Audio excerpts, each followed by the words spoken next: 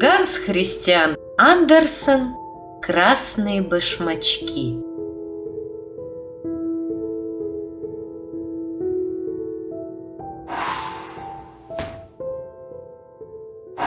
Жила-была девочка, примиленькая, прихорошенькая, но очень бедная. И летом ей приходилось ходить босиком, а зимою в грубых деревянных башмаках, которые ужасно натирали ей ноги. В деревне жила старушка-башмачница. Вот она взяла, да и сшила, как умела, из обрезков красного сукна пару башмачков. Башмачки вышли очень неуклюжие, но сшиты были с добрым намерением. Башмачница подарила их девочке, девочку звали Карен. Она получила и обновила красные башмачки как раз в день похорон своей матери. Нельзя сказать, чтобы они годились для траура, но других у девочки не было. Она надела их прямо на голые ноги и пошла за убогим соломенным гробом. В это время по деревне проезжала большая старинная карета, и в ней важная старая барыня. Она увидела девочку, пожалела и сказала священнику: «Послушай, отдай мне девочку, я позабочусь о ней».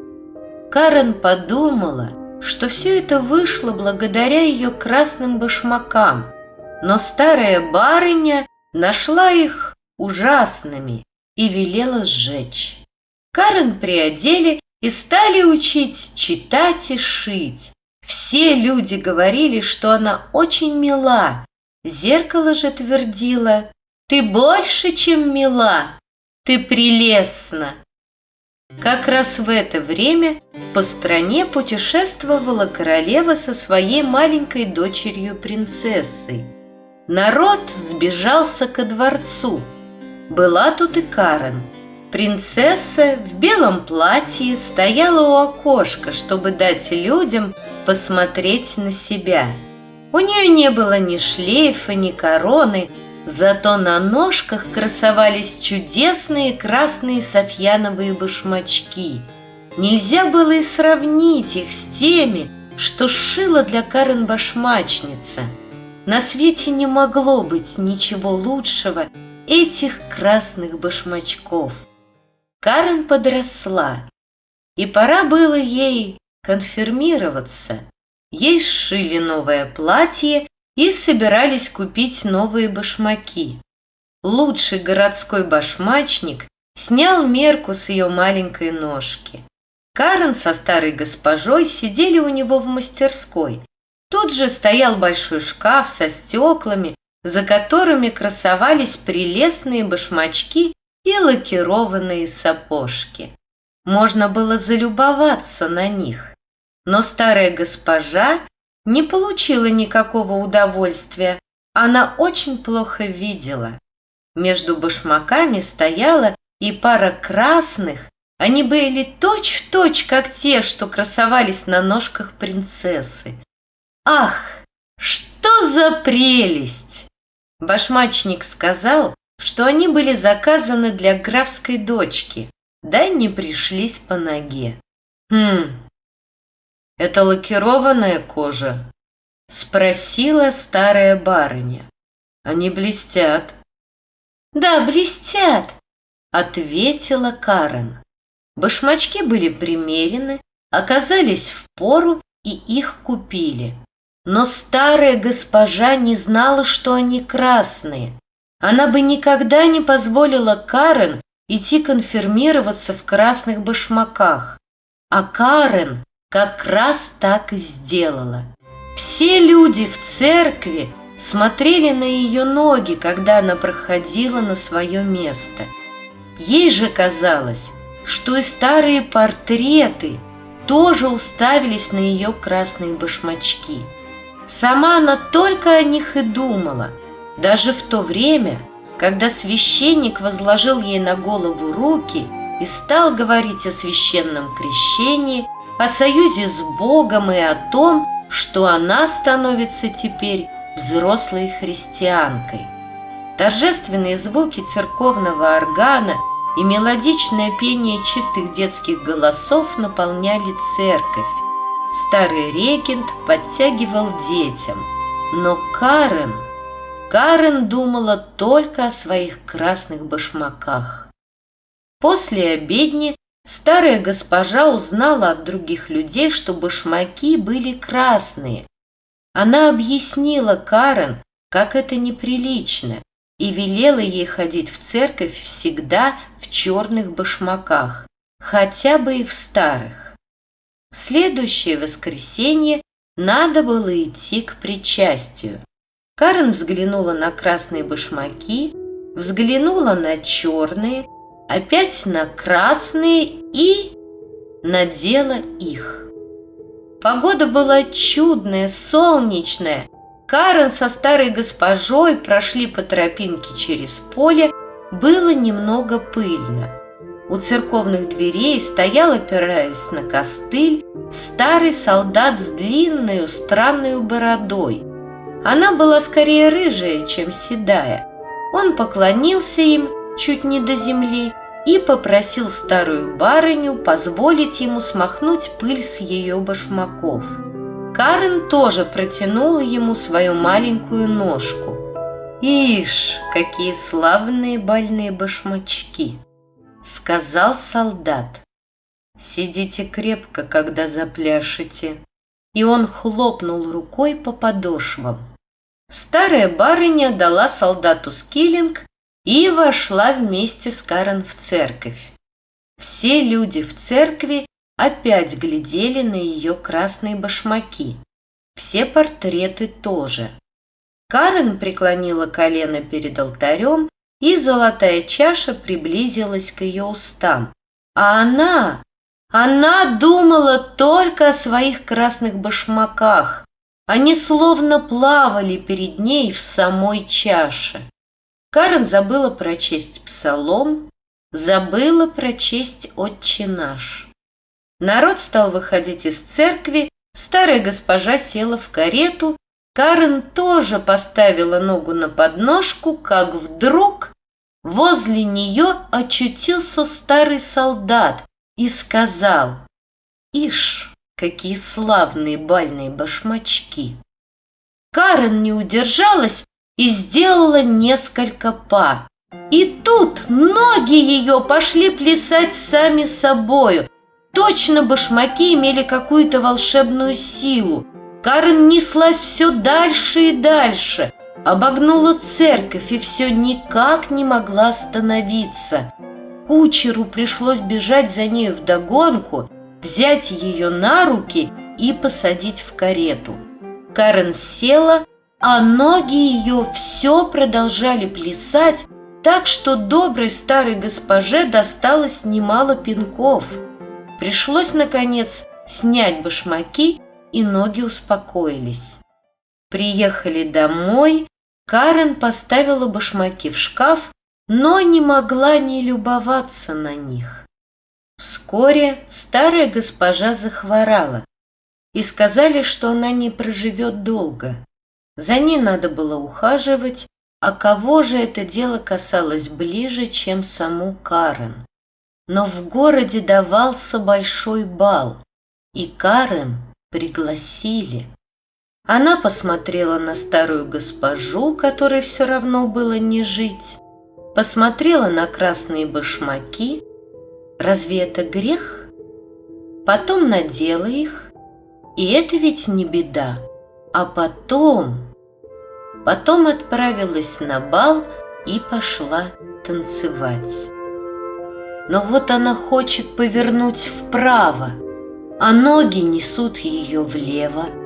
Хочет сделать круг по зале, ноги несут ее вон из залы, вниз по лестнице, на улицу и за город. Так доплясала она вплоть до темного леса. Что-то засветилось между верхушками деревьев, и Карен подумала, что это месяц, так как виднелось что-то похожее на лицо. но это было лицо старого солдата с рыжей бородой. Он кивнул ей и сказал: «Ишь, какие славные бальные башмачки!» Она испугалась, хотела сбросить с себя башмаки, но они сидели крепко. Она только изорвала в клочья чулки. Башмаки точно приросли к ногам, и ей пришлось плясать по полям и лугам, в дождь и в солнечную погоду, и ночью, и днем. Ужаснее всего было ночью. Танцевала она, танцевала и очутилась на кладбище, но все мертвые спокойно спали в своих могилах. У мертвых найдется дело получше, чем пляска. Она хотела присесть на одной бедной могиле, поросшей дикой рябинкой, но не тут-то было, ни отдыха и ни покоя. Она все плясала и плясала. Вот в открытых дверях церкви она увидела ангела в длинном белом одеянии. За плечом у него были большие, спускающиеся до самой земли крылья. Лицо ангела было строго и серьезно, а в руке он держал широкий блестящий меч. «Ты будешь плясать», — сказал он, — «плясать в своих красных башмаках, пока не побледнеешь, не похолодеешь, не высохнешь, как мумия. Ты будешь плясать от ворот до ворот и стучаться в двери тех домов, где живут гордые тщеславные дети. Твой стук будет пугать их. Будешь плясать и плясать». «Смилуйся!» — вскричала Карен, но она уже не слышала ответа ангела. Башмаки повлекли ее в калитку, за ограду кладбища, в поле, по дорогам и тропинкам, и она плясала и не могла остановиться.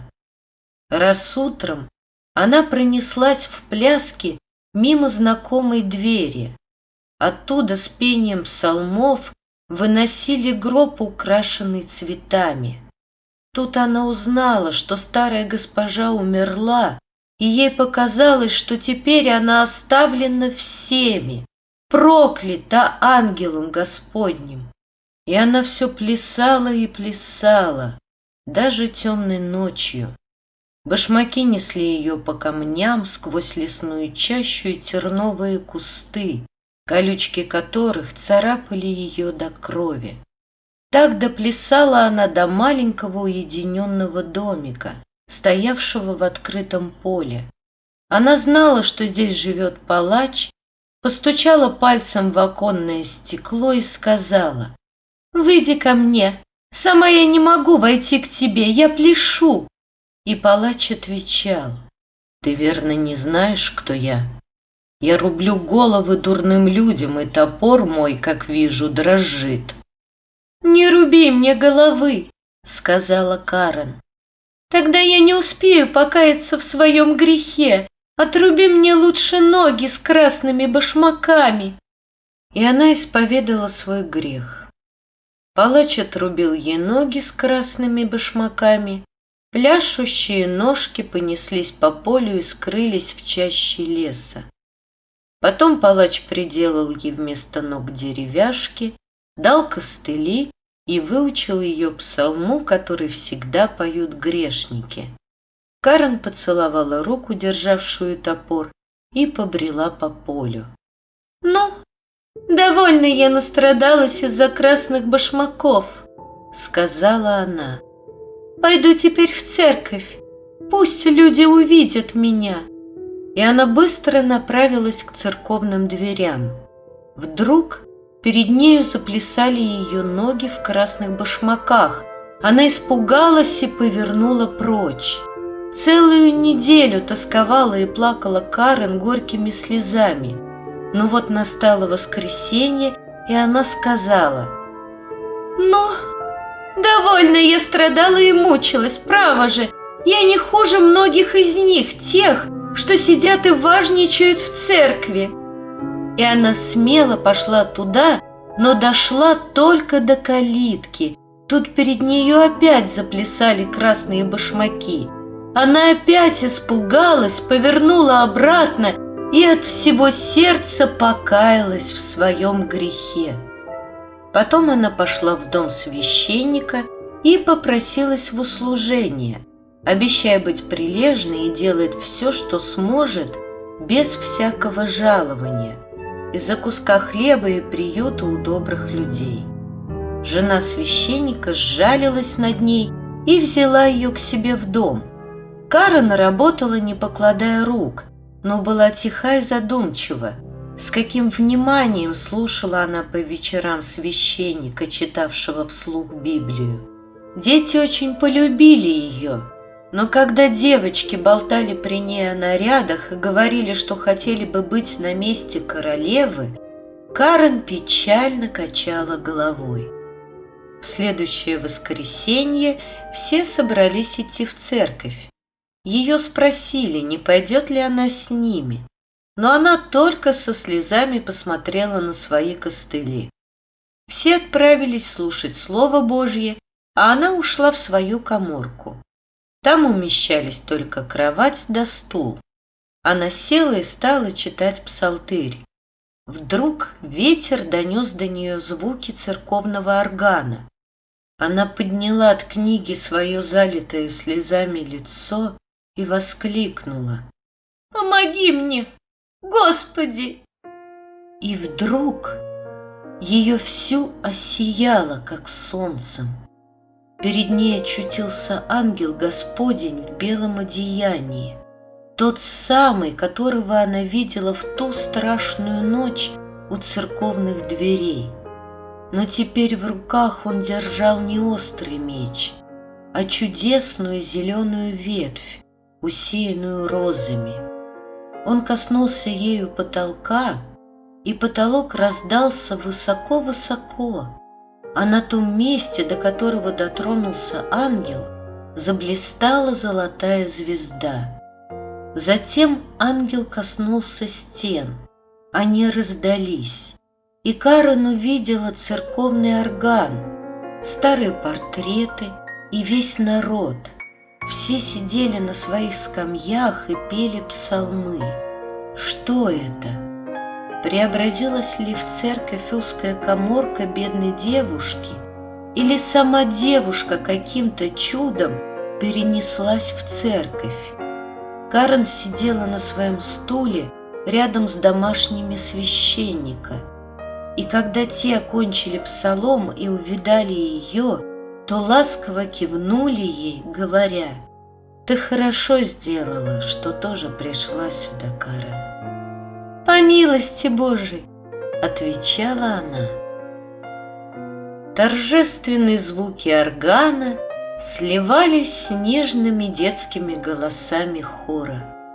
Лучи яркого солнышка струились в окно прямо на Карен.